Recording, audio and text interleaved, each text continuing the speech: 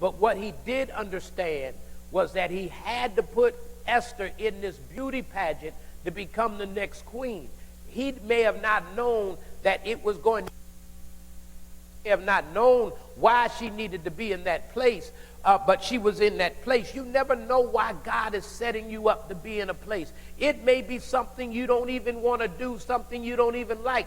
You never know why God is putting you in a place. You in a place right now that you don't like. You may not understand it, but you know God has placed you there. And while you may not understand it today, there is going to come a time later on down the road when God is going to show you the real reason why you are in that place. And somebody's going to tell you, well, maybe God called you for such a time as this. Maybe this is why you've had to endure what you've had to endure. Maybe that's why you had to fight the way you've had to fight. Maybe that's why you had to stay when everybody else was walking away. Maybe that's why when you wouldn't get a promotion, God wouldn't let you quit the job. Maybe that's why, because God has something greater for you down the line that you can't even begin to comprehend even right now. The Bible teaches us that eye has not seen, ear has not heard, it has not yet even entered to the heart of man what God. You hang him on that. So be careful, my brother. Be careful, my sister, what you set up to take somebody else out. So they impaled Haman on the pole that he set up for Mordecai.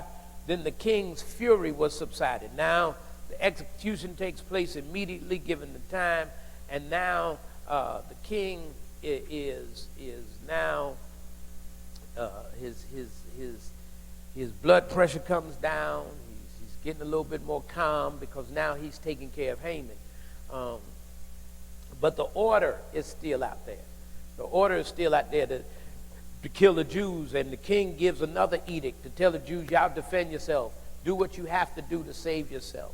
And so they do, and the Jews are saved, and they become successful in what they do.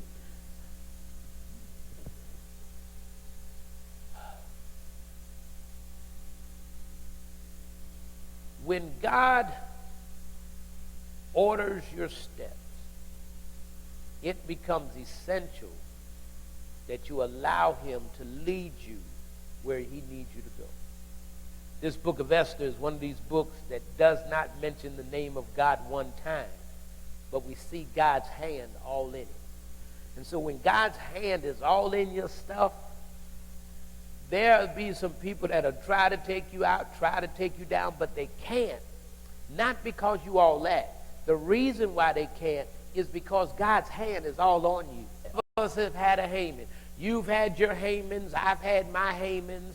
We've all had people that tried to take us out for no reason, simply because they didn't like us. Not because we didn't do something, we did something to them. Not because of anything else.